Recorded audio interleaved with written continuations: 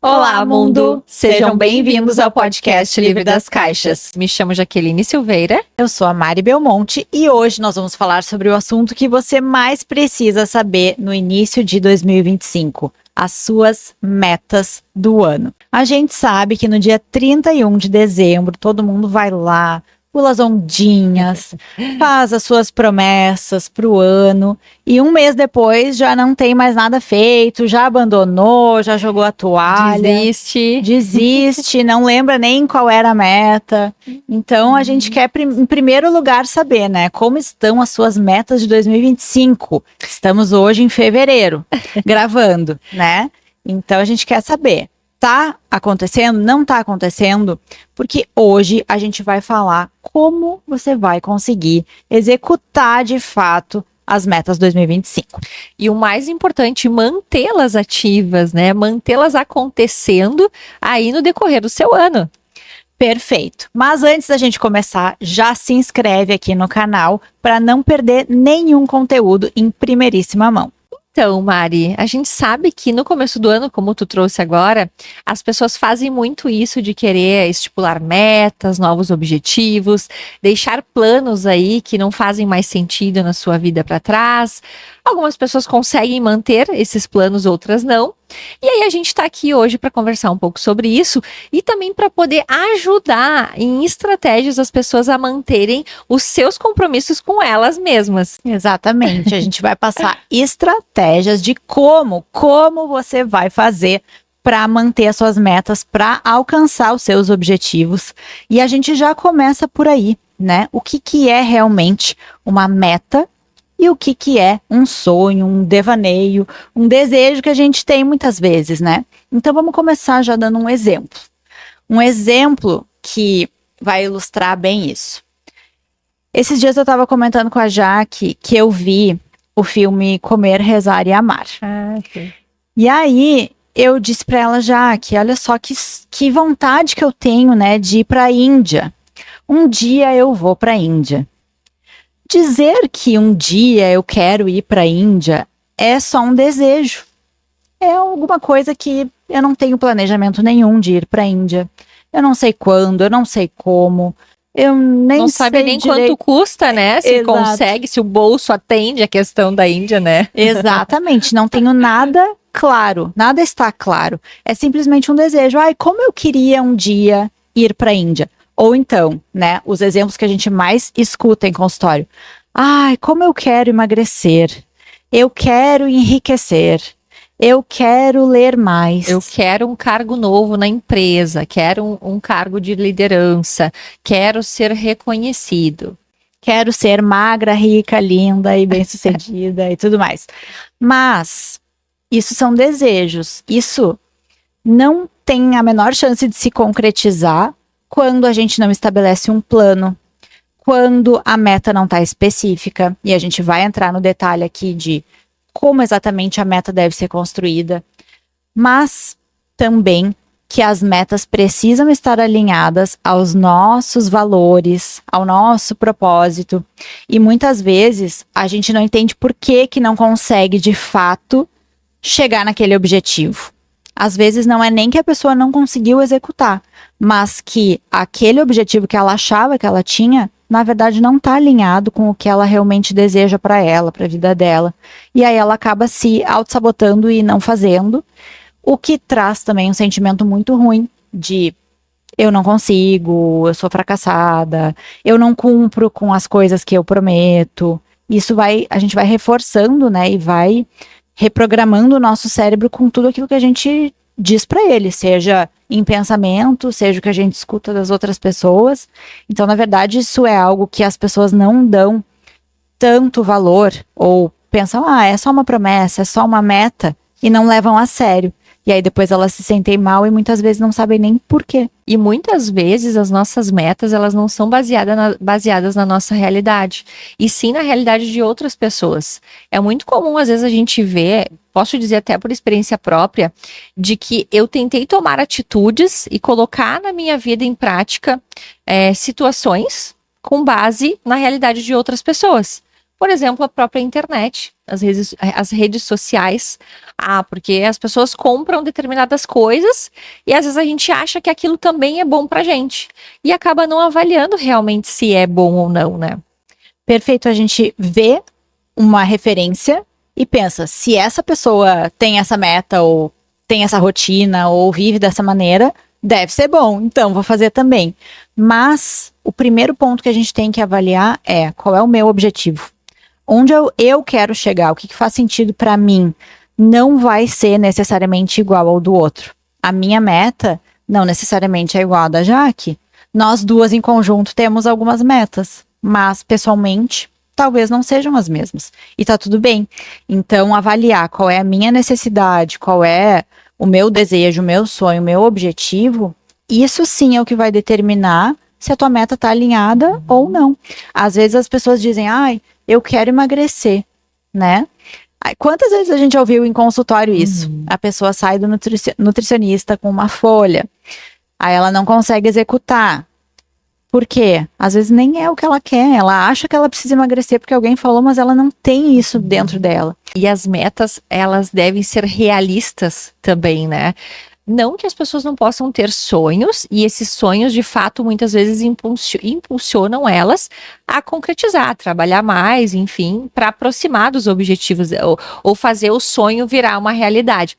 Mas, às vezes, por exemplo, quando a gente fala de um cargo na empresa, a pessoa quer um cargo de gerência ou ela quer um cargo novo, mas ela não se capacita para conseguir aquele cargo novo, ela não busca um desenvolvimento pessoal, ela imagina que ou só a empresa tem que dar para ela, porque se a empresa não der, se ninguém faz na empresa, não é ela que tem que correr atrás, e ao mesmo tempo ela deseja lá ter o cargo de coordenador, de gerente, de gestor. Isso é irreal. Na verdade, isso não tem como acontecer. É um sonho que, mesmo que tu vá lá, pule as ondinhas no final do ano, né, e peça para o universo, não vai acontecer. Se tu não te mover, não fizer ações que te aproximem dessa meta, né, para que isso se torne uma meta concreta, não vai acontecer. Voltando pro exemplo da Índia, né? Eu fiquei pensando, tem uns cards, às vezes, que a gente vê o pessoal postando na internet, esperando que a minha amiga enriqueça para me levar para Paris. Esperando que tal coisa aconteça e alguém me diga, faz a mala que depois eu te explico. Tô te levando para Paris, né? Que ótimo. É maravilhoso se fosse assim, né? Mas nós, adultos que somos, temos que saber que isso não é uma realidade. Então é isso que tu tá falando. Se eu for esperar, meu desejo vai se realizar se alguém decidir que faz sentido. Se a empresa me der o treinamento tal, o curso tal, a faculdade tal, eu vou fazer. Se ela não me der, eu também não faço esforço nenhum e não me responsabilizo pelo meu próprio sonho, pela minha própria meta, pelo meu desenvolvimento ali, né? Seu próprio desenvolvimento. Exatamente. E aí fica à mercê dos outros. E voltando aqui para o que a gente sempre fala em todo episódio desse podcast é autorresponsabilidade. Se eu tenho um objetivo, é minha responsabilidade chegar lá. Como eu vou fazer isso? Existem diversos jeitos de chegar no mesmo lugar. Eu posso, por exemplo, na questão do cargo, eu posso precisar de um treinamento e a empresa pode dizer que não vai pagar. Mas eu posso daí, então, pagar. Eu posso parcelar, eu posso fazer várias coisas para chegar lá. Não dependo, então, que a empresa me dê aquilo. E não depois, por exemplo, não conseguindo o retorno da empresa, dizer, pois é, eu não me desenvolvi porque a culpa é da empresa que não pagou o treinamento para mim. Ou será que é porque tu tem a culpa de não ter te organizado financeiramente, não ter juntado um pouquinho do dinheiro mês a mês para parcelar um curso que vai ser para ti, para tua vida, para o teu desenvolvimento e para te aproximar dos teus objetivos, né? Perfeito. E aí a gente tem que lembrar que as metas, elas precisam, a gente vai passar aqui todas as estratégias de como que a meta tem que ser construída. Mas vamos começar por como ela não deve ser construída. Então, assim, emagrecer, ler mais, enriquecer, são verbos soltos. Verbo não é meta. Trocar de carro, comprar casa, tudo isso são verbos, devaneios. Então, assim, emagrecer não é uma meta. Agora, emagrecer 2 quilos até o dia tal para entrar num vestido que eu tenho um evento no dia tal, aí sim eu tenho uma meta. Aí sim eu vou conseguir executar. Só que o que muitas pessoas fazem, a gente vê muito isso em consultório. No exemplo do emagrecimento. Eu quero emagrecer 10 quilos. Tá, tudo bem, tu quer emagrecer 10 quilos. Pra tu emagrecer 10 quilos, tu precisa primeiro emagrecer 1. Se é pra emagrecer 1, eu quero emagrecer os 10 ou nada. A dificuldade de entender que as metas, principalmente quando são metas mais complexas, né, que depende de um esforço maior da pessoa, vai ter uma necessidade de esmiuçar essas metas. Essas metas não vão acontecer de um ponto a outro. Elas vão ter que acontecer de forma progressiva. Não de um dia para a noite e nem muito menos esperando que alguma coisa mágica aconteça e aí depois não vai acontecer e vai dizer, viu, eu realmente não consigo. Exatamente. A meta, quanto mais a gente conseguir dividir algo que é muito grande em pedaços menores, mais fácil vai ser de a gente conseguir ir vencendo cada etapa. E falando na questão psicológica, quando a gente vê progresso, fica muito mais fácil de a gente se manter naquele esforço, né? Então, se eu vi que eu emagreci 1 quilo, eu vou me sentir mais empolgada para emagrecer os outros 9. Agora, se eu ficar focada lá nos 10, eu vou ficar frustrada, porque 1 é muito pouco perto de 10. Então, quebrar essa meta em etapas que a gente consiga, de fato, executar um pouquinho a cada dia, algo que a gente consiga ver resultado no curto prazo, né? Vai facilitar a gente conseguir seguir com esse processo, que na verdade não vai ser, como tu falou, uma mágica, da noite pro dia eu vou acordar com a minha meta alcançada. Mas, se todo dia eu puder fazer um pouquinho, eu vou me sentindo melhor ao longo desse processo e vou começando a curtir a jornada e aí se torna muito mais fácil de executar. Às vezes o problema é porque as pessoas não fazem nem aquele 1%, e aí logo que já não vê o resultado, em 5, 10 dias, 30 dias, já abandonam as metas. Vê como é comum, assim, a pessoa escrever lá, mapear várias metas no começo do ano, aí chega lá em julho, quantas das metas ainda segue no plano? Quantas essa pessoa realmente atingiu, ela conseguiu concretizar, e quantas ela realmente não quer nem saber mais, nem faz mais sentido para ela. E normalmente quando já não faz mais sentido é justamente porque a pessoa ela não se conhece. Então é aquilo que a gente falou antes, ela pega referências dos outros, o que os outros querem para mim, o que a internet está dizendo que é bom aí, né? E aí chega um determinado momento que aquilo, como não faz sentido para a pessoa, ela vai abandonar, aquilo não vai se perpetuar para que ela realmente queira estabelecer uma mudança, e uma mudança que seja uma mudança mais estrutural, uma mudança que não seja aquela coisa, não, vou ficar magra pro verão, e aí chega agora maio, eu vou largar tudo e vou comer horrores, porque aí depois, quando chegar perto do verão, eu volto a cuidar de novo. Então, é diferente de tu criar uma constância e entender que aquilo é como um valor para ti, né? As metas que a gente estabelece, elas devem ter um valor para a gente. Aí fica menos difícil, fácil não vai ser, mas fica menos difícil. Ela tem uma tendência a ficar mais concreta e ela tem uma tendência também a ter uma continuidade. Então, voltando lá para o exemplo da Índia, se eu realmente quiser ir para a Índia, eu vou precisar me planejar. Como tu falou, eu preciso saber quanto custa ir para a Índia. O que eu quero fazer na Índia? Então, bom, eu quero ir para a Índia em 2026. Bom, tenho tempo para me planejar.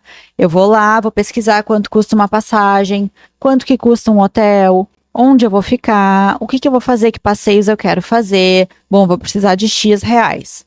Quanto que eu posso ir juntando agora, mês a mês, para eu ir lá no dia tal, em 2026.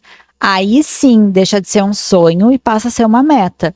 Passa a ser uma meta com ações que eu posso fazer com o passar do tempo, né, dos dias, das semanas, dos meses, para chegar no meu objetivo. E aí, eu não vou me sentir mal como a pessoa que abandona os seus desejos lá, porque aquilo é uma coisa que eu realmente quero. Então também é importante a gente saber dizer não para essas coisas que tu tá trazendo, que eu vi em algum lugar, talvez eu olhe para aquilo e diga, eu não quero isso para mim, para minha vida. Eu não vou me preocupar com isso, então. Isso vai ser muito melhor do que eu achar que eu quero e depois me sentir fracassada por não ter conseguido chegar lá. E é importante também pensar que, mesmo que tu tenha um planejamento de ir para a Índia em 2026, por exemplo, e tu te organize, pode ser que também, por questões financeiras ou por qualquer outro motivo extraordinário que aconteça no decorrer do tempo, não se consiga ir naquele 2026. Mas não quer dizer que tu não possa ir em outro momento. Então, ter o cuidado de entender que mesmo que uma meta, né, um sonho que virou meta e que tu colocou no papel e planejou, não aconteça exatamente quando tu quer, não quer dizer que tu não vai conseguir aquilo nunca. Então, não desistir também, que eu acho muito importante, né?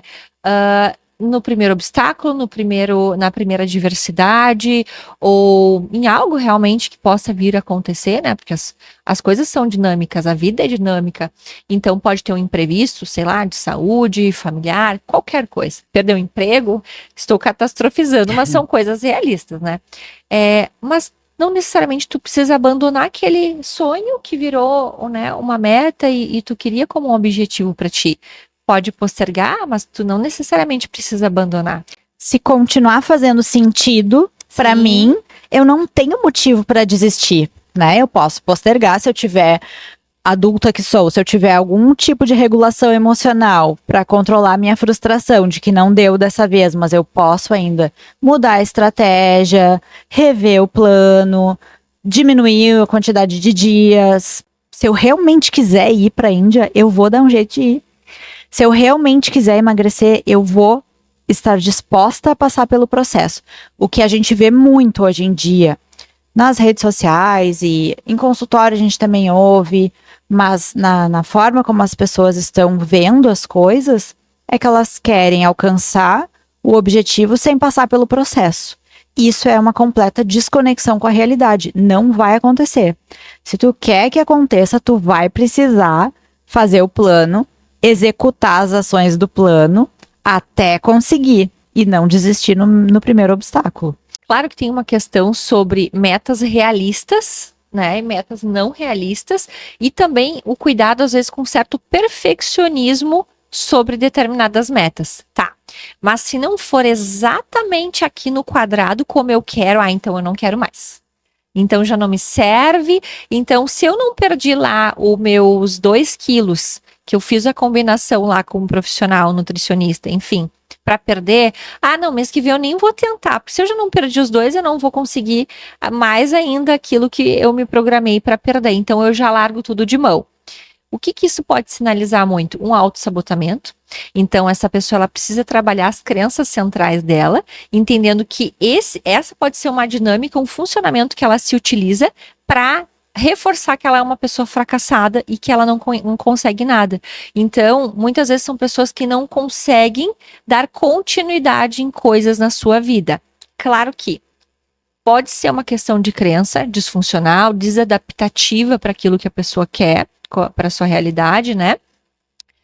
Mas a gente sabe que também, pensando nesse viés mais de saúde mental, podem ter questões relacionadas aí a transtornos, a certos diagnósticos que deixam a pessoa com esse tipo de sintoma.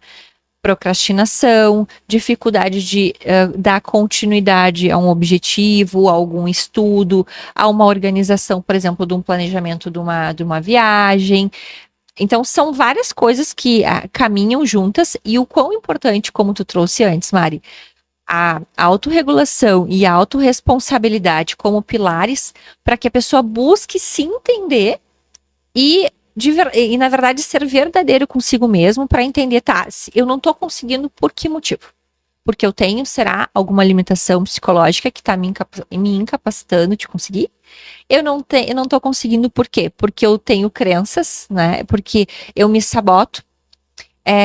Ou por quê? Ou porque eu realmente não me planejo mesmo, eu acho que cai do céu as coisas, quero ir, fica numa coisa meio imaginária, assim, né? De que vai acontecer, eu vou pra Índia, mas assim, não guardo R$ 1, não me programo, nem trabalho pra poder ir pra Índia. Então, Vou assim, postar lá, esperando alguém me pegar em casa pega a e me mochilinha, levar pra Índia. né? E vai pra beira da estrada e tenta uma carona pra ir pra Índia, né? Não, então, assim, a gente precisa se entender aonde a gente tá nessa situação para então conseguir ver que a meta ela vai conseguir ser atingível ou não. Isso é um ponto chave que tu tá trazendo. A gente precisa se situar. Onde é que eu tô nisso tudo? Porque pode sim ser, e aí só com uma avaliação psicológica a gente vai entender se é algum transtorno, se é algum diagnóstico, porque hoje em dia as pessoas estão se diagnosticando por aí como se nada fosse. Então todo mundo tem TDAH, todo mundo tem depressão, todo mundo tem ansiedade, e isso acaba virando uma justificativa.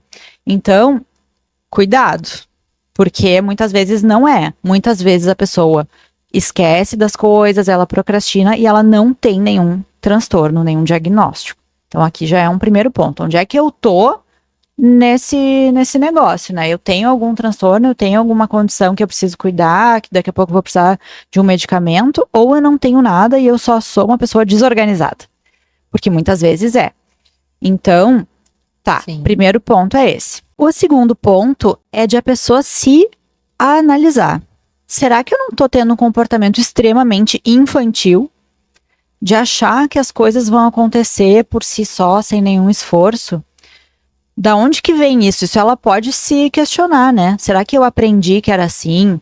Será que as pessoas ao meu redor me diziam que era assim, que eu era especial e eu não precisava me esforçar para conseguir nada, ou que eu ganhei tudo de bandeja, né, na mão, então por isso eu já não acredito, né, na minha crença, às vezes nem é consciente, a pessoa acha que as coisas têm que acontecer para ela porque ela é especial por algum motivo. Será que isso não é uma arrogância? Que arrogância é essa de eu achar que eu não preciso me esforçar e que os meus objetivos vão se materializar na minha frente? Por quê? Qual é a razão disso? A gente precisa fazer essa reflexão. E na verdade não vão. Então, essas pessoas elas não vão ter as suas metas e objetivos alcançados, porque sem esforço não existe recompensa. Então, o que acontece? Normalmente é o tipo de padrão, né, de pessoas que tá lá na internet sendo hater, com discurso de ódio, tô dando só um exemplo aqui, tá? Sem polemizar, mas já polemizando, né? É o tipo de discurso de pessoa que, como tu diz, né, Mari, fica ali os julgadores de sofá, assistindo a vida de quem tá fazendo, assistindo a vida de quem tá conquistando, e se colocando num papel de que é vítima, de uma vítima mesmo, desejando as coisas dos outros, mas em momento algum entendendo o bastidor daquele que consegue alcançar essas metas, esses objetivos. E aí fica com aquela coisa, né, de ódio, de discurso de ódio, muitas vezes, ou de pensar, a vida, o mundo é contra mim. É um vitimismo, uma arrogância, né, a pessoa mais centrada em si, normalmente, que a gente chama de egocintônica, então é tudo sobre ela, né? Então, claro que assim, fico pensando, sabe, tem um lado de um sofrimento significativo, mas aí o quanto eu também sou responsável para me colocar numa condição melhor se eu não estou satisfeita com a condição que eu estou. Se eu não estou satisfeito com a vida que eu estou levando, né? Então, o que cabe a mim fazer para sair do cenário que eu estou e realmente alcançar aquelas metas que eu criei lá, que eu coloquei no meu caderninho lá em dezembro e janeiro, que me impulsionou, que me deu um gás no começo, que depois eu fui murchando, né, por vendo que elas começaram a se tornar tão distantes, porque ou eu não faço nada, ou ela é uma meta irrealista, ou ela é muito perfeccionista e eu logo abandono tudo. Então, essa análise de si mesmo sempre vai ser o melhor caminho para tu conseguir aquilo que tu realmente quer. E esse perfeccionismo, na verdade, muitas vezes ele é só arrogância mesmo. Esses dias aqui em Porto Alegre tá um calor, né? Hoje, que a gente tá gravando aqui, tá 37 graus nesse momento, né? E E aí, no meu prédio tem uma piscina. E eu, bom, vou começar a dar uma nadada, né? Um exercício, ao mesmo tempo aproveito o calor. Fui lá, comprei um óculos e aí fui nadar. Quando eu comecei a nadar, se é que dá para chamar de que eu tava nadando, eu me lembrei que a última aula de natação que eu fiz foi na minha infância. Nunca mais na minha vida eu nadei de verdade, né? Entrei na piscina, mas não nadei de verdade. Entrei no mar, mas não nadei. E aí eu fiquei pensando nisso. As pessoas tendem a julgar. Então, assim, se tu não vai fazer um nado profissional lá, então que vergonha tu vai passar lá na piscina de óculos achando que sabe nadar alguma coisa, né? E, na verdade, que arrogância é essa? Como é que eu poderia, por exemplo, nesse caso, esperar que eu lembre como é que nada direitinho lá o crawl, nado borboleta, ou nado não sei o que lá, se eu não dediquei nenhum dos meus recursos para isso nos últimos, não vou revelar a minha idade aqui, mas nem sei quantos anos, né? Mais de 20 anos, né? É óbvio que eu não ia saber. Eu não vi um vídeo no YouTube sobre isso. Eu nem me lembro como é que era a minha aula de natação. Então, na verdade, foi mais um hobby. E aí que entra o que tu trouxe de eu preciso me situar em relação ao nado. O que eu quero com isso? Tomar o teu banho ali tranquilinha e não pensar sobre isso, ou tu quer daqui a pouco virar uma nadadora, né? Exatamente. Qual é o meu objetivo em relação ao nado? É eu só entrar na piscina e dar uma nadadinha porque eu quero curtir, é um hobby? É porque eu quero fazer um esporte, um exercício, então eu vou ficar lá batendo perna para gastar caloria? É porque eu quero me tornar uma nadadora profissional ou amadora ou competir natação? O que eu quero com aquilo? Se eu tiver clareza que nesse caso era só um hobby mesmo e eu não consigo abrir o olho embaixo d'água sem óculos, então beleza, eu não tô nem aí se alguém vai achar que eu nado bem, que eu nado mal, que eu tô passando vergonha, que eu não tô. Eu tô tranquilaça com a minha decisão ali, né? Agora, o que a gente vê? A pessoa diz, não, eu só vou entrar na piscina e comprar um óculos e nadar se eu for nadadora profissional. Senão eu nem vou. Olha que arrogância, né? Senão eu nem vou. Mesmo se tu quiser te tornar uma nadadora profissional, tu vai precisar começar fazendo aula de natação, errando, praticando, treinando. Então, na verdade, esse perfeccionismo, muitas vezes ele tá mascarando uma arrogância. Então, Jaqueline, vamos para a estratégia, vamos para o que interessa mesmo. Vamos. Como é que as pessoas vão colocar os seus sonhos, seus desejos no papel e transformar isso em metas? Como é que elas vão montar as metas de 2025, caso ainda não tenham feito? E reforçando, as metas elas devem ser alinhadas com a sua verdade, não com a realidade de outras pessoas e a verdade de outras pessoas. Quando a gente faz com que essas metas, né, elas sejam com base numa realidade que não é a nossa, não vai dar certo. A gente pode conseguir por um tempo estabelecer ali uma rotina, até fazer algumas coisas, colocar em prática algumas coisas, mas não vão ter fatores mantenedores suficientes, porque não é sobre a verdade da pessoa, é sobre uma influência externa. Não que a gente não possa ter influências para pensar em metas e objetivos. Por exemplo, vi uma pessoa que viajou para X lugar, quero então conhecer esse lugar. Desde que te mova, né, realmente uma vontade de ir, não aquele sentimento de talvez, às vezes até competir, mas se fulano foi, eu também quero ir. Vou estar lá nesse lugar, tudo bem, tudo certo. Então aí sim a gente pode então pensar nas estratégias, né, Mari, que a gente vai trazer agora, de como elaborar essas metas e de como fazer com que elas realmente saiam do papel, porque essa é a nossa intenção hoje, que vocês consigam que as metas de vocês saiam do papel. Que elas realmente sejam algo que vocês possam dizer ali depois, nossa, consegui. Porque é tão bom quando a gente tem um sentimento de olhar aquele caderninho lá e dar os cheques, seja no final do ano, na metade do ano, e entendendo que, poxa, eu consegui, eu alcancei aquilo que eu queria. Pode talvez não ser tudo, mas alguma coisa eu consegui. Inclusive, já que é interessante as pessoas colocarem nesse formato que a gente vai falar, mas que elas realmente anotem num papel e que elas saibam que lá no final do ano elas vão olhar para esse papel. Porque aí a coisa se torna real. Ela sabe que ela tem esse compromisso, que lá no fim do ano ela vai olhar de novo, então ela se compromete com ela mesma. Inclusive, eu faço muito isso com os meus pacientes. Meus pacientes aí de mais longa data sabem. Eu sempre peço, final do ano, já vamos estabelecer as metas aí, né, para o próximo ano, e eu cobro, né? Óbvio que cobro. Mas sempre no bom sentido, né?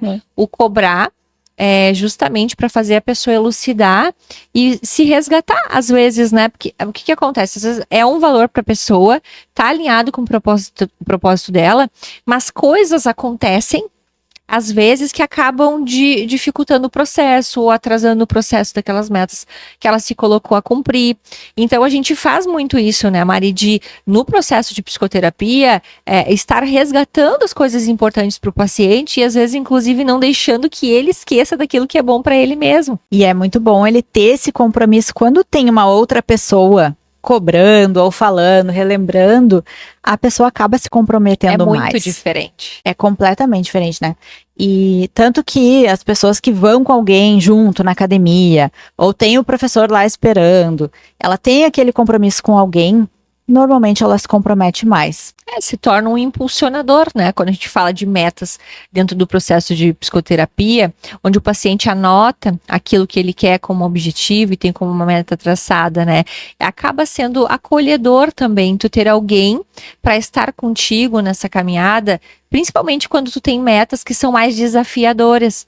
Porque às vezes a gente tem metas pequenas, médias e mais desafiadoras. Por exemplo, vou me mudar e ir morar em outro país, vou comprar uma casa, ou sei lá, eu quero um carro, mas que tem um X valor, né, mais significativo.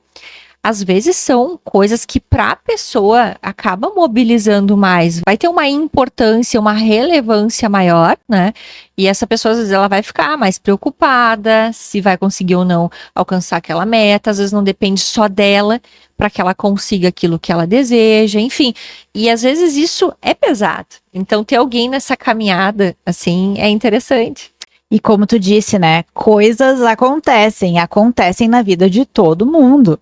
Faz parte também a frustração, né? Chegar na meta não é uma linha reta que só sobe. Ela é tipo a bolsa de valores, assim, ela sobe, desce, faz parte do processo. Por isso é tão importante ter alguém que vai ali, um profissional que vai te acompanhar, para que tu também possa aprender estratégias de manejo de ansiedade, de como tu vai lidar com essas frustrações, né, no teu processo, na tua jornada. Tá, então agora pega papel e caneta para anotar exatamente como tu vai fazer essas tuas metas de 2025 para que elas realmente se tornem realidade e depois tu volte aqui para nos contar lá no final do ano que deu certo. Primeiro ponto, a meta precisa ser específica. Por isso que a gente falou antes lá que verbo não é meta. Emagrecer não é específico. Emagrecer quantos quilos? Em quanto tempo? Ela precisa ser específica. Quanto mais detalhe a gente conseguir colocar nessa meta, melhor. A meta, ela deve ser mensurável. O que isso quer dizer?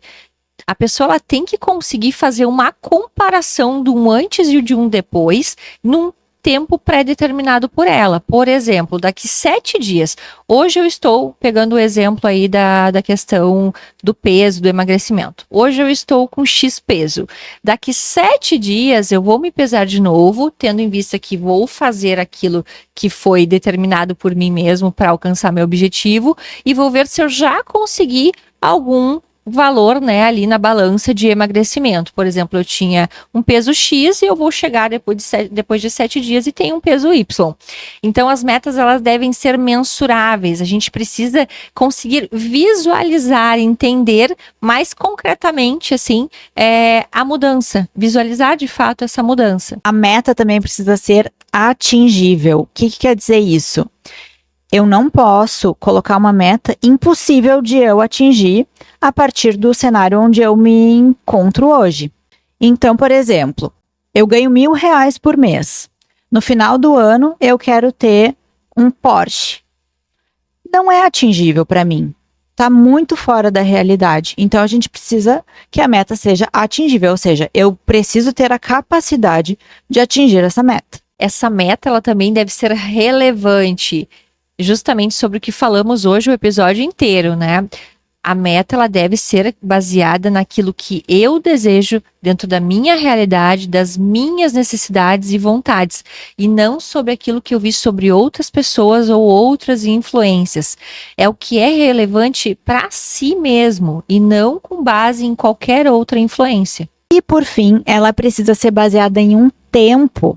Então, emagrecer 10 quilos, até quando? Ou juntar X reais para minha viagem. Em quantos meses? Eu preciso conseguir estabelecer um prazo. Se eu não colocar um prazo, eu não tenho aquele ímpeto, né? Aquele desejo, aquela gana de alcançar naquele prazo. Então eu preciso determinar até quando eu preciso atingir essa minha meta. E é interessante porque às vezes as pessoas pensam que isso de colocar um tempo é algo ruim, maçante, assim, às vezes até por experiência na prática, assim, com os pacientes, né? Mas, na verdade, olha como é bom tu conseguir te organizar naquilo que tu pode. Óbvio que vão ter coisas que vão fugir do nosso alcance. Às vezes tu vai colocar uma meta para fazer determinada situação, né, ou resolver determinado problema numa X data e não vai conseguir porque aconteceu algo maior naquele momento que te incapacitou, mas que não seja a regra. Né, isso pode acontecer, né? E não tem problema nenhum, isso não vai fazer com que tu precise desistir da tua meta, desistir daquilo que é bom para ti.